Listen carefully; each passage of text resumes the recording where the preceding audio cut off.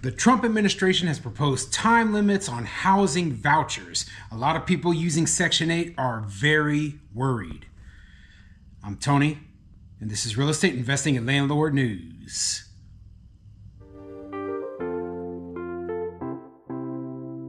All right, so I have an interesting topic for you today, and it has to do with Section 8, of course, okay? The reason I keep bringing this topic up, it's near and dear to my heart. As I've told you many times before, I used to have Section 8 tenants. I got rid of them.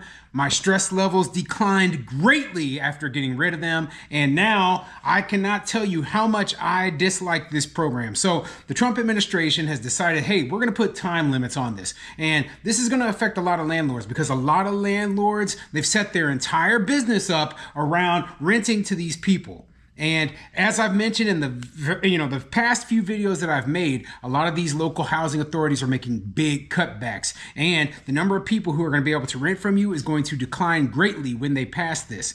So, this is a big problem. I'm also going to be reacting to one of these tenants, right? The reason that this law, this proposal, this change proposal has come up is because of these tenants, okay? These tenants who are doing things that, basically they're lazy. They're dependent upon the government.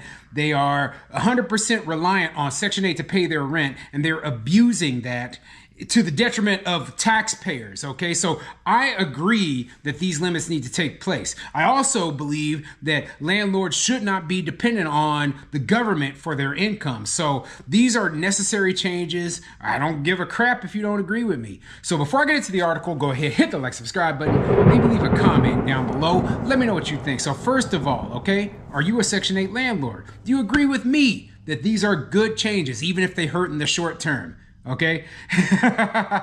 Do you think that these changes will even happen? We don't know, okay? When it comes down to it, there's going to be a lot of opposition to this sort of change. These entitlements are very difficult to get rid of, and they have a lot of support from big business owners, especially those who are getting a lot of their money from the government. So this could be a battle. I'm in support. I know there's a lot of landlords who are not. Put a comment in the comment section down below and let me know what you think. So let's get into it.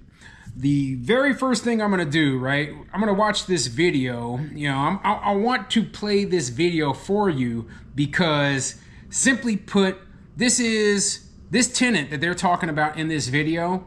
And I did a video on this, a couple of years ago, right? But I wanted to bring this topic back up. But she is the perfect example of, the laziness, of the abusing the system, of the entitlement, okay? She's the perfect example of it. And I just thought, hey, I have to remind people that no, not every Section 8 tenant is, some elderly disabled person unable to work. No, we got a lot of lazy people out there who are abusing the system, and this is one of them. So this video is coming from NBC 10 Philadelphia, and it has to do with a certain lady who was able to, what they call, port her Section 8 voucher from Philadelphia to Honolulu, Hawaii. Anyway, let's play the video. With stacks of boxes packed up, Tamika Palmer said goodbye to her home for the last decade, West Park Apartments in West Philly. I've accepted. So the first thing you hear right there is these apartments, this public housing complex has been her home for the last decade. Now, I don't know if what disability she's suffering from. That's the only way I think that she could even end up in this place because, from the looks of things, she doesn't have any children. Okay, so normally when we're talking about these things, it's so we can keep the children housed. But this lady appears to be single, at least from this video, and she's lived and been on public government paid housing assistance for the last 10 years at least. Change is coming. The public housing complex is planned for redevelopment, and the 200-plus tenants had to be relocated. Many of them moved to other PHA sites. The head of the housing authority, Calvin Jeremiah, says a few dozen residents like Tamika took the option instead of getting a voucher for the housing choice program known as Section 8. That voucher allows a person to find their own place to rent at a government subsidized rate. they can do so anywhere in the continental United States, Hawaii. So basically, this lady, she went from living in, a public housing building, right? One of the government buildings. And then she converted that over into a Section 8 voucher. And then she could port that voucher to anywhere in the United States, even if the place is exponentially more expensive than the place she currently lives. So she went from a place where rents could be, this is just an example, okay? I don't know what rents are in Philadelphia or in Hawaii, right? But let's say that the rents in Philadelphia, the part of town she lived in, were $1,000 a month. Well, Honolulu is, if not the most expensive, it's, in the top 5 for sure, most expensive places to live in the entire United States. And I wouldn't doubt for one second that the rent for her to live there is double, okay? Not just the rent, but all of the the utilities, everything is going to cost more. It's an island out in the middle of the Pacific Ocean. It's going to be much more expensive to be there. Yet the government now is covering all of this, and she found her little way to beat the system and then move out to paradise. Okay, give me a break. Okay, this is just lazy entitlement. I would have called her lazy and entitled before, because she's already been on the government dime, living for free for the last 10 years. Puerto Rico, U.S. Virgin Islands. Philly's Section 8 waitlist, however, has not taken any new applicants since 2010. PHA made an exception for the West Park residents since they were being displaced by the agency. Tamika took the offer, landing in Hawaii in late June. Welcome to my humble abode. Moving from one city to another using a housing voucher is called porting. The NBC 10 investigators found that porting allows people to bypass waitlists in other cities they moved to. For example, at the time Tamika moved to So she could have lived anywhere in the United States. Puerto Rico, Virgin Islands, Hawaii, Alaska, and they would have had to pay for it. And the local housing authority, wherever she's living, was forced to accept her. That's not the way this system was meant to work, okay? And paying for this woman to live for a decade, the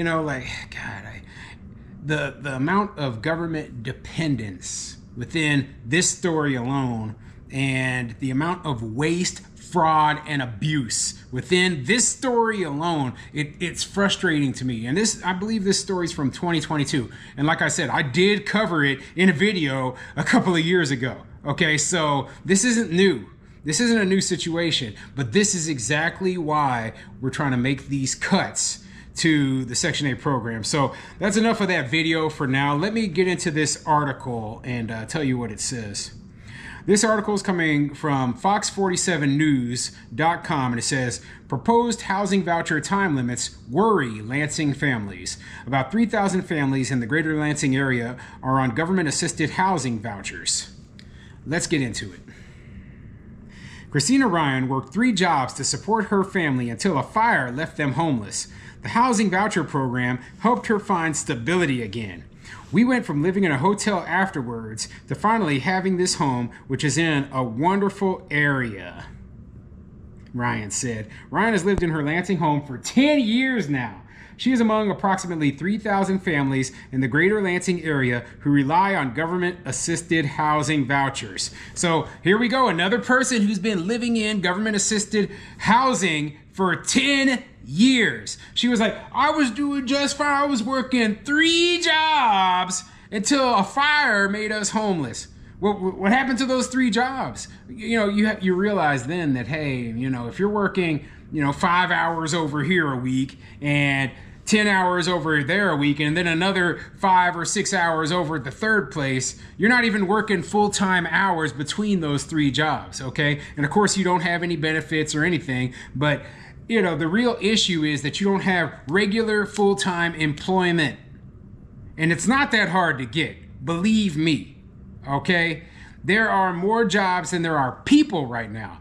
When we have floods of people coming from other countries into the U.S., you think that they are having trouble finding work? Of course not. It's the lazy, entitled Americans who are the ones, I just can't find any work. What am I supposed to do, But you know what? You can't live your lifestyle of, hey, I'm gonna sit on my couch. I don't have to be anywhere. I don't have to respond to anybody. I don't have to face any personal responsibility unless you have the government paying your rent for you. Okay, and that's what these people really want. That's what the big issue is. But anyway, let me continue.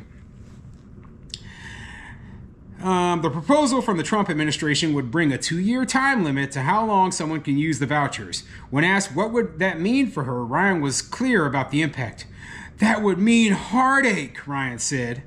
U.S. Department of Housing and Urban Development Secretary Scott Turner defended the proposal during a congressional budget hearing, saying the rental assistance program has waste, fraud, and abuse. Absolutely, okay?